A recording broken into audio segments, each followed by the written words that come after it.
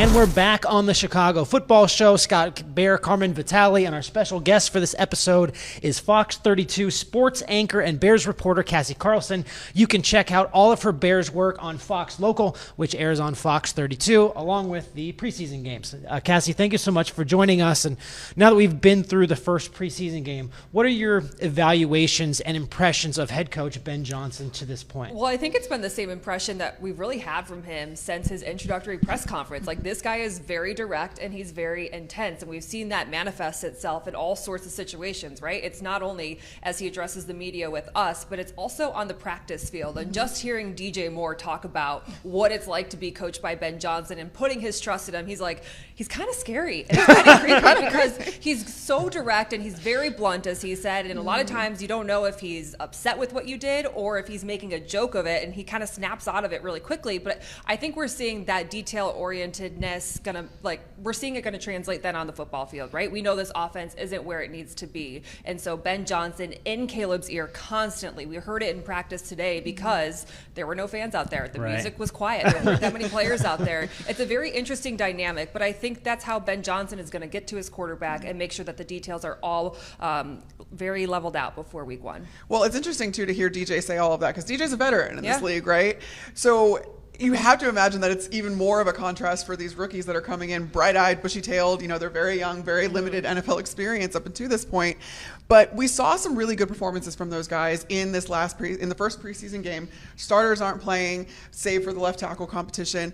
But a couple of those guys, I think, really stood out when you talk about Luther Burden. You talk about even like some of the guys that aren't rookies, like Austin Booker, like younger players, Kyle Monangai being in the backfield there. What were some of your takeaways from yesterday when it comes to those rookies and young players? Let's start with Kyle Monangai because he is the 7th round running back that everyone was curious, is this guy even going to make the roster? And then Ben Johnson goes out after Family Fest and kind of lays it out there like, this is a guy we're going to be able to trust come the fall. So instantly you're like, okay, so they really believe that this guy can be sufficient and efficient in the Bears' backfield. And we know that Ben Johnson wants to run the ball. How the run game is going to look, we don't know quite yet. But seeing him and the contact balance, the ability to fall forward, not get tackled by that first guy, and to have that 13-yard run that he had, and to see the toughness that he brings that's different than DeAndre Swift, I feel like is the positive. And you look at his history, no fumbles, so ball security is super important, being available in every game. And I talked to his head coach and from Rutgers, and he was like, this guy was not recruited out of high school either. He's always kind of been that underrated, doubted guy who's had to go out there and prove himself. And I think that we're kind of seeing that right now. We know that,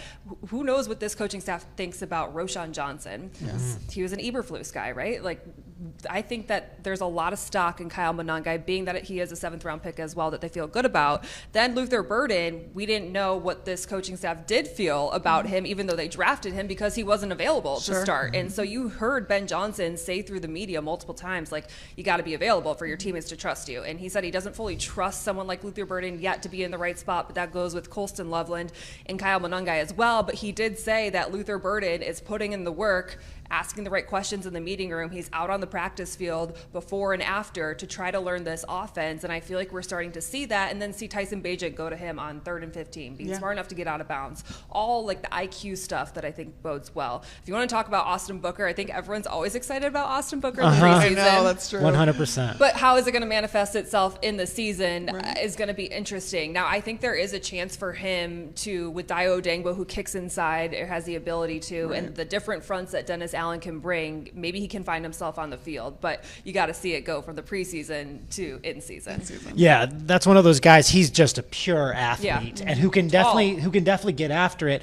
But you do wonder, okay, like how is he going to fit in? And he's really going to have to earn those reps. So let's stay on the Dennis Allen side of the football here, and even going back to joint practices, going back to Friday against the Miami Dolphins. I don't know what you thought, but I thought the defense was incredible, really dominant over a quick Dolphins offense. What's your takeaway of how Dennis Allen is kind of getting that unit going? And really, that unit could be the bedrock for this team early in the season. I think it's going to be for maybe the entire season. And I think you're hearing from someone like Kevin Byard going into his 10th year and saying, if we play this well and that physical, how they showed up in joint practice, they're going to be a really good team. They're definitely going to be a really good defense, I think, if they show up like that. Now, how the offense manifests itself, we'll have to wait and see. But I think it's the aggressive mentality that this Bears team and defense, which a lot of the players are returning from the Eberflus era, didn't see from the Eberflus era that Dennis Allen is bringing that excites them. The press man coverage, like Jalen Johnson's been begging for that for years. It's the mano-a-mano.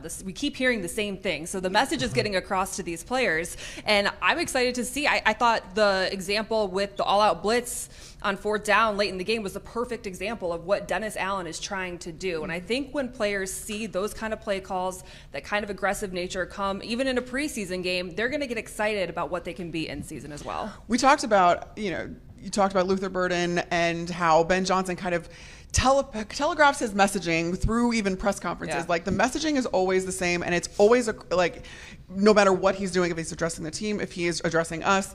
What do you feel like was the message being sent then when these joint practices being as physical as they were, and then going out in the preseason game also being really physical, and I mean not really taking it for a preseason game, but doing things like an all-out blitz late in the game when it doesn't really matter, or in a game that doesn't really count or doesn't really matter? What is the messaging there that you think they're trying to get across? I think Ben Johnson has a task overall to change the culture here in Chicago. Yeah. So if you are super intense in every meeting, every practice, and then you go out and say, it's just a preseason game, suddenly your word doesn't hold as much weight, right? Yeah, that's a good point. So I think that you have to buy into that, and that's who he is deep down. Like, he's always that intense. And so I feel like that's just the way that it was going to be. And it's no different than him going into the team meeting on Tuesday before that physical practice and telling everyone, like, hey, today's going to be a big day. I need you guys to show up big time. And them only supposed to be having one period of live tackling, and then it was so intense because I think everyone's trying to prove themselves to this guy and this staff that it all turned into live tackling. And like, I think that is just who he is in his own nature. And if he were to go out there and be like, it's just a preseason game, because even after he was like, you can't tell the mood of the locker room after a tie game. Sure. He's like, I want to win every game. Then you saw him on the headset. He was very animated, offense and defense. You see him pumping up his players. Like, I think that's just who he is. And so right now, as they are trying to change this culture, he has to be that all the time. So everyone takes notice and knows it's a real thing. With the intensity that we're seeing in practices, we've heard multiple players say Tuesday's practice was the toughest I've ever been in. And these are professional football players that have gone through the college ranks. And lots of live tackling, lots of physicality early. How can that help them when the calendar turns to September 8th? I think there was a quote, I believe it was Dennis Allen, and he was talking about Shamar Turner, saying that you would rather have to pull someone back than tell them to go out there and have more energy, have more want to get to the quarterback. And I think that's kind of the same for this entire team. Like, you want to go out there and you want to be a physical team. Ben Johnson mentioned that when talking about the offense and being prepared, that they didn't want to be a palms up team. Like, there is something to being so prepared, ready to get after it.